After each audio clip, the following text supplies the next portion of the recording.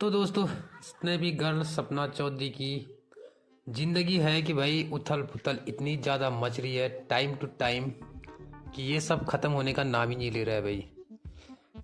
Snappy girl Sapna Chaudhary को अगर आप फॉलो करते हो तो आपको पता होगा इनकी पूरी स्टोरी क्या है। एक्चुअली में सिंपल सिंपल भाषा में अगर समझाया जाए तो इनकी स्टोरी बहुत ही दर्दनाक है और बहुत ज़्यादा दुख इनकी ज़िंदगी में आए हैं पूरी लाइफ में अभी तक। सबसे पहले तो बहुत कम उम्र में इनकी शादी हो गई थी और जिनके साथ इनकी शादी हुई थी अनफॉर्चुनेटली उनकी जो है डेथ हो चुकी है। और उसके बाद उनके ही छोटे भाई के साथ इन्होंने फैमिली के समझाने बुझाने के बाद और गृहस्थी को बचाए रखने के लिए, ठीक है, क्योंकि इनका कहना है कि ये वैसे भी बाहर शादी नहीं कर सकती थी और फैमिली वालों ने भी सहमति दी, जिसके कारण इनकी दूसरी शादी हुई। और फिर से भाई ऊपर वाले को कुछ और ही मंजूर था, इन्हें दूसरा जो प्यार मिला वो भी सक्सेसफुल नहीं हुआ और उनकी भी डेथ हो गई भाई। उसके बाद इन्होंने काफ़ी ज़्यादा संघर्ष किया अपनी ज़िंदगी में।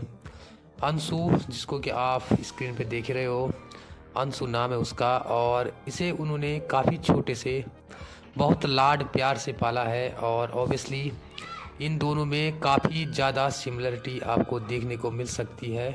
फिलहाल बीइंग अंशु नाम से इनका भी यूट्यूब पे एक चैनल है अंशु का और वो भी वीडियोस बनाती है। कुछ टाइम तक ये साथ रहे दोनों के दोनों, बहुत ही ज़्यादा लाड प्यार था इनमें। ये मान के चलो कि माँ बेटी जैसा लाड प्यार इन दोनों के बीच दिखाई देता था ऑन स्क्रीन। हालांकि ऑफ स्क्रीन का तो लोगों को इतना पता नहीं है, लेकिन भाई सोशल मीडिया में वही है जो ऑन स्क्रीन दिखता है, लोग उसको ही पूरा सच मान बैठते हैं और यही ऑडियंस के साथ भी हुआ। बट भाई फिर बेटी तो बेटी होती है, खुद की बेटी भी भाई एक दिन पराई हो जाती है, तो ये तो फिर किसी और की बेटी थी जिसे कि अंशु जिसे कि स्नैपी गर्ल सपना चौधरी बेटी समझ के प्यार दे रहे थे। काफ़ी ज़्यादा लाड प्यार था दोनों के बीच और काफ़ी इंजॉय भरी ज़िंदगी भी दोनों व्यतीत करते थे आपस में।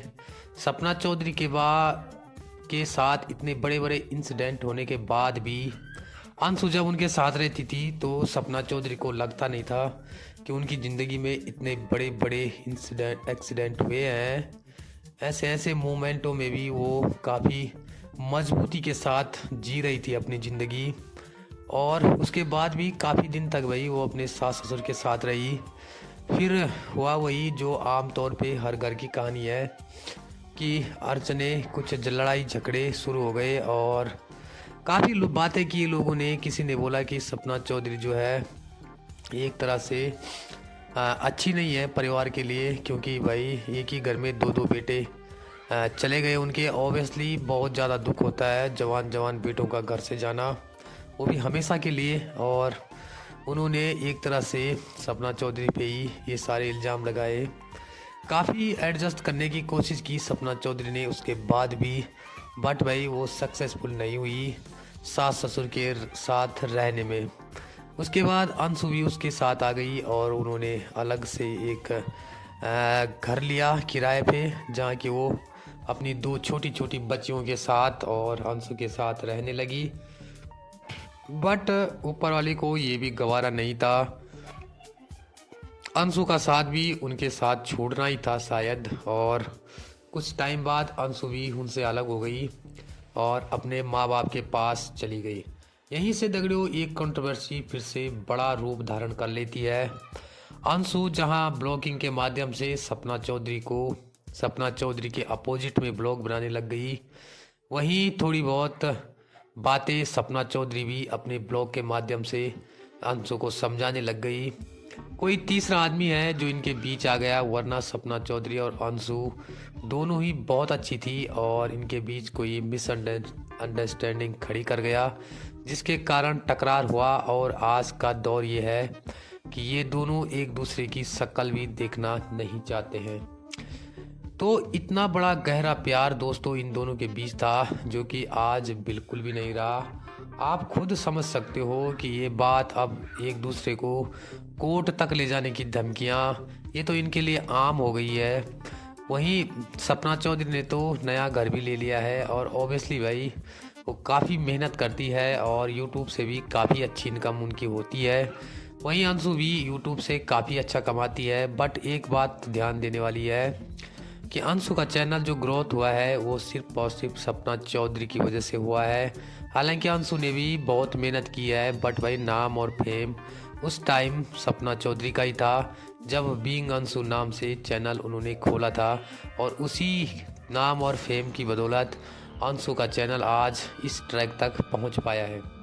ये बात अंशु को कभी नहीं भूलनी चाहिए कि आज वो जो कुछ भी है, जो कुछ भी कमा रही है, अर्न कर रही है यूट्यूब से, वो सिर्फ और सिर्फ अपनी भाभी की वजह से कर रही है। यानी कि सपना चौधरी स्नैपी गर्ल के वजूद से ही वो आजकल इतना कुछ कमा पा रही है।